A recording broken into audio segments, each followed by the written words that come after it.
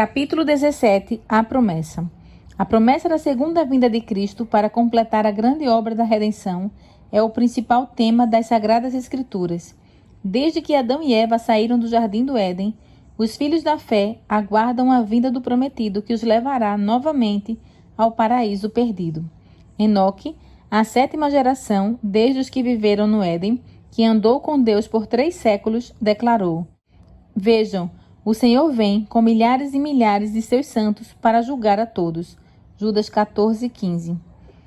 Na noite de seu sofrimento, Jó exclamou: Eu sei que o meu Redentor vive e que no fim se levantará sobre a terra.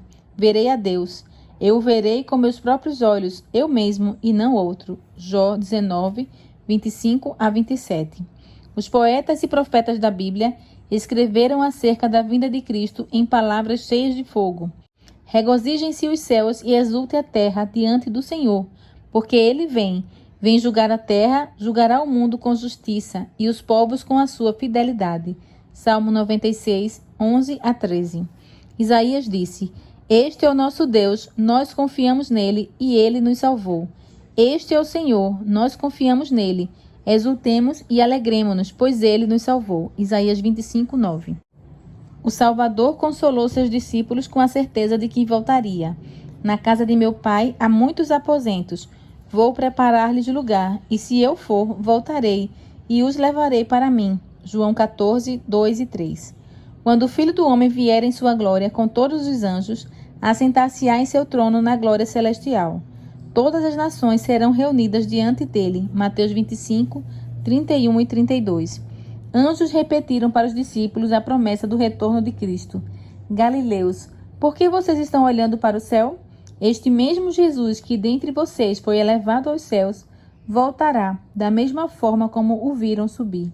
E Paulo testemunhou: Pois, dada a ordem com a voz do arcanjo e o ressoar da trombeta de Deus, o próprio Senhor descerá dos céus. 1 Tessalonicenses 4,16. João, o profeta de Pátimos, disse: Eis que ele vem com as nuvens, e todo olho o verá. Apocalipse 1:7. Então o longo domínio do mal será quebrado. O reino do mundo se tornará de nosso Senhor e do seu Cristo, e ele reinará para todo sempre. Apocalipse 11:15. O soberano, o Senhor, fará nascer a justiça e o louvor diante de todas as nações. Isaías 61:11. Então o reino de paz do Messias será fundado. O Senhor consolará Sião e olhará com compaixão para todas as ruínas dela.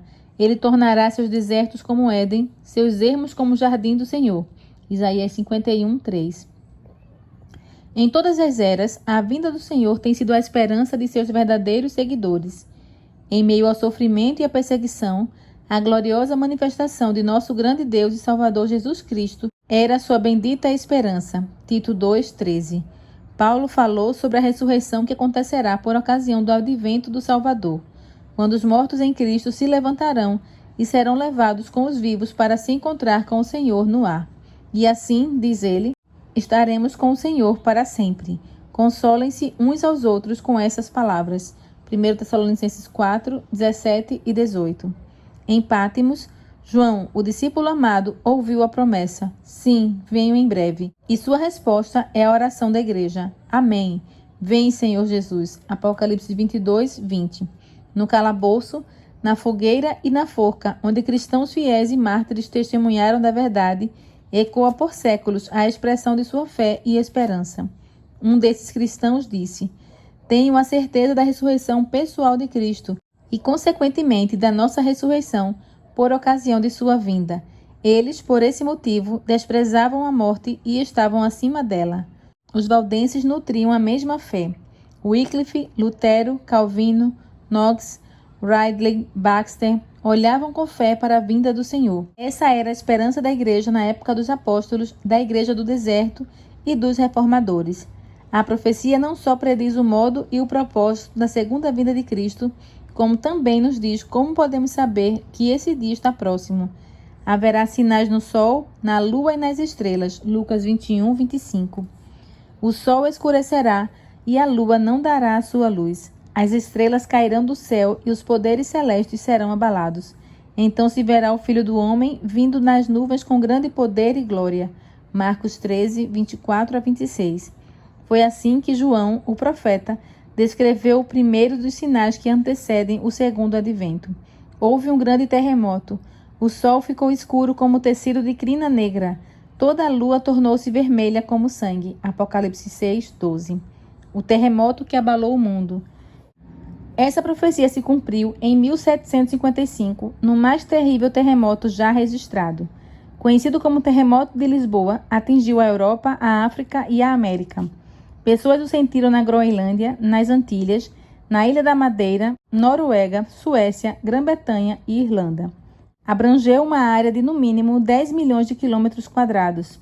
Na África, o abalo foi quase tão grave quanto na Europa. A maior parte da capital da Argélia foi destruída. Uma onda gigantesca varreu a costa da Espanha e da África, engolindo cidades. Montanhas, algumas das mais altas de Portugal, foram subitamente abaladas desde o alicerce.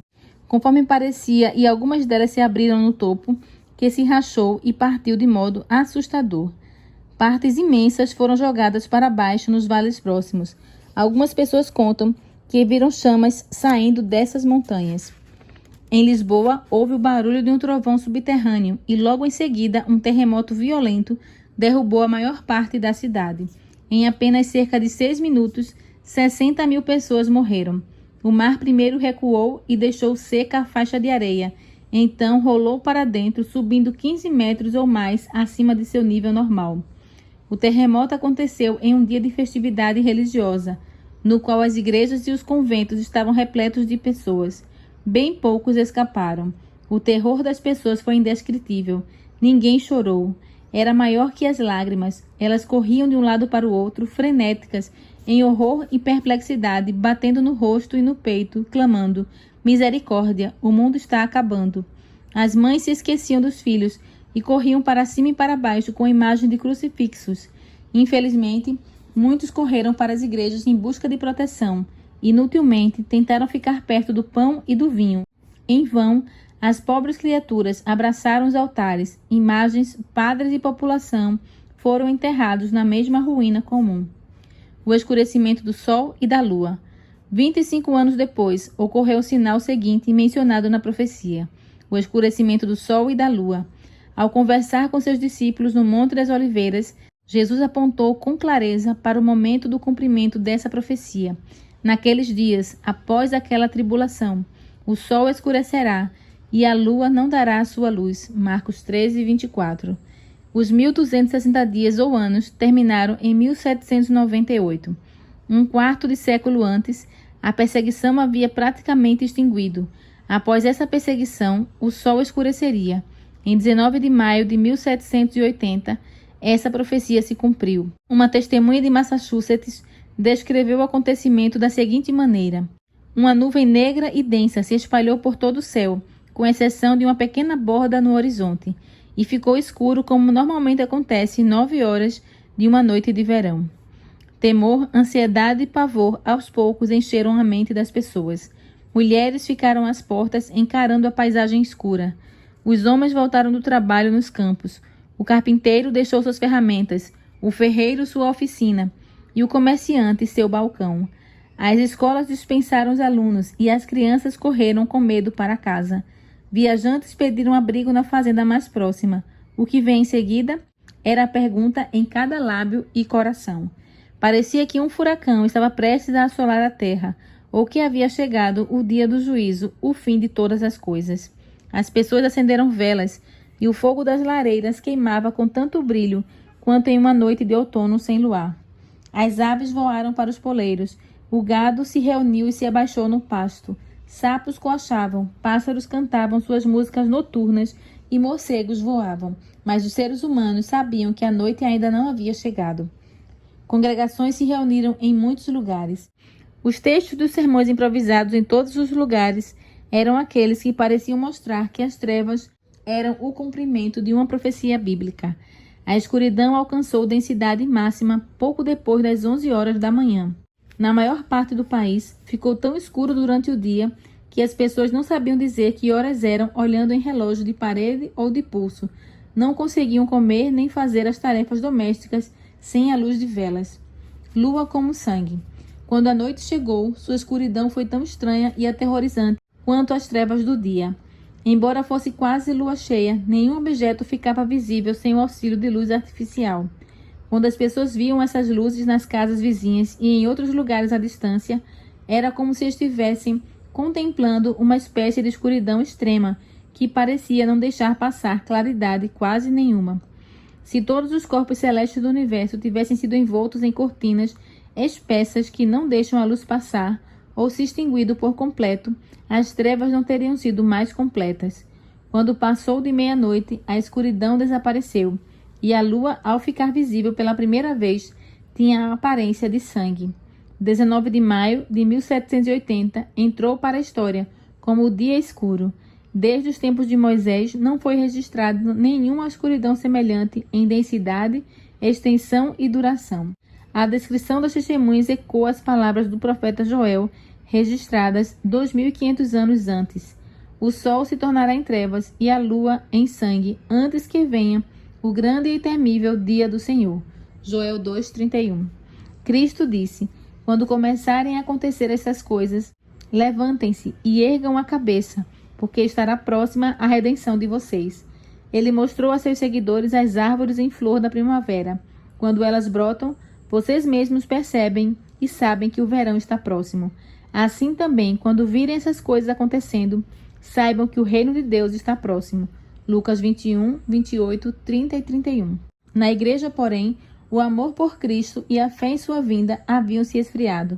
Aqueles que afirmavam ser o povo de Deus estavam cegos para as instruções do Salvador acerca dos sinais de seu aparecimento. Negligenciaram a doutrina do segundo advento até ela ser, em grande medida, ignorada e esquecida, em especial nos Estados Unidos.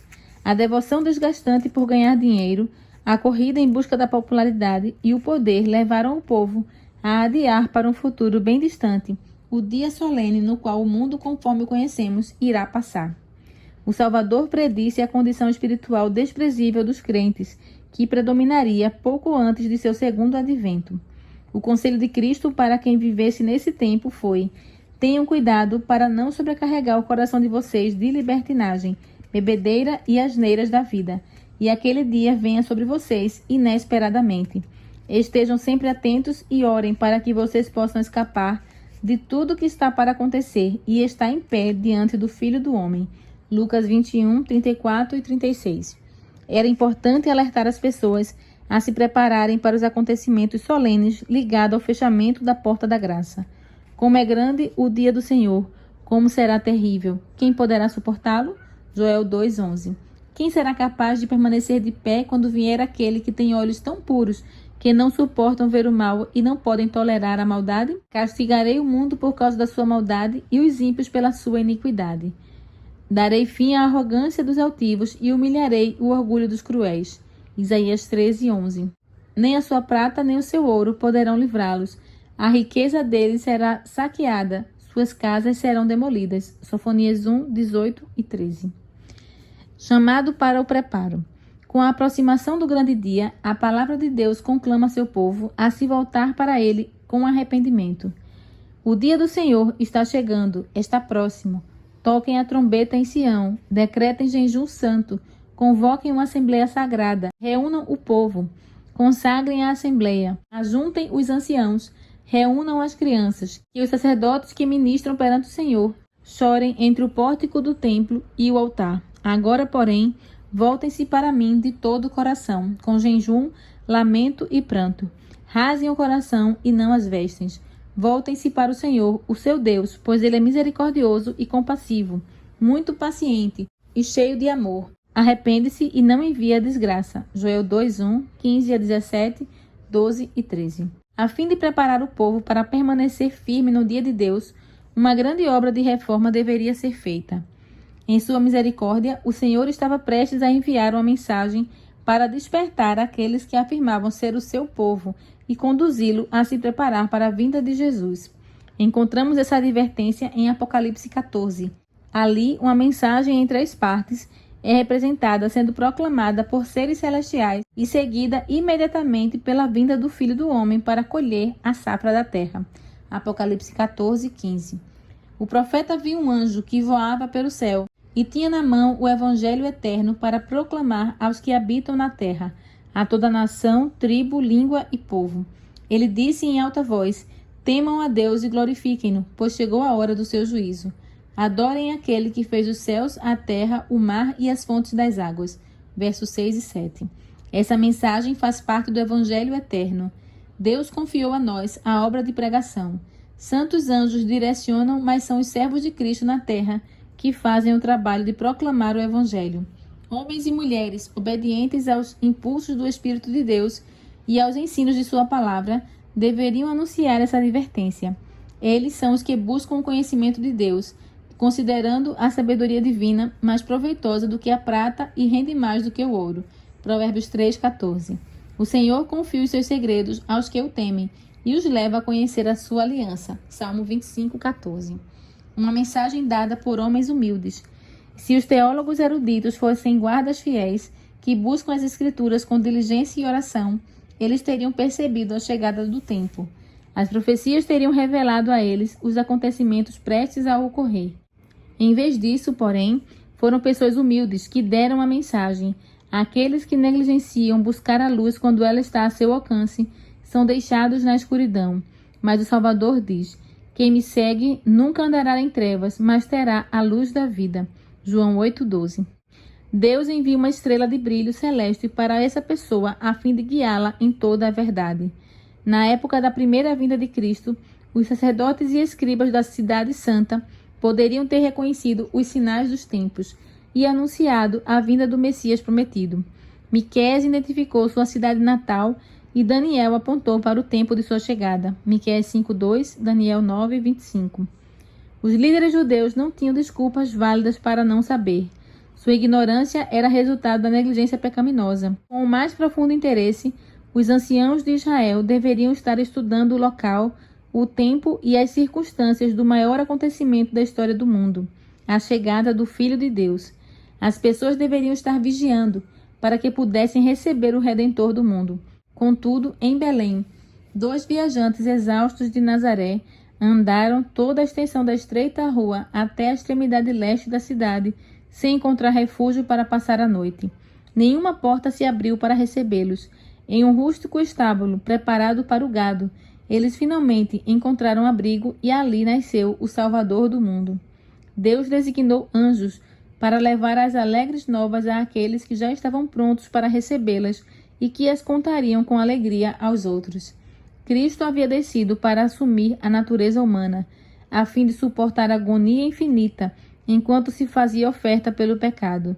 No entanto, os anjos queriam que o Filho de Deus, mesmo em sua humilhação, aparecesse perante o mundo, com dignidade e glória compatíveis com seu caráter.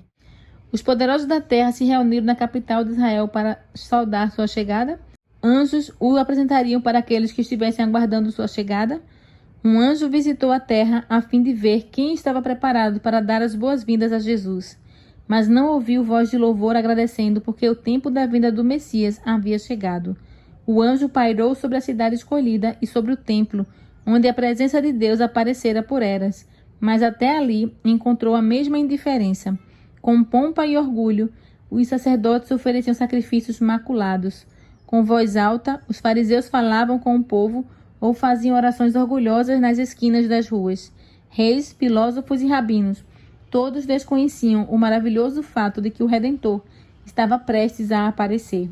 Pasmo, o anjo mensageiro estava prestes a voltar para o céu com vergonhosa notícia, quando descobriu um grupo de pastores cuidando do rebanho.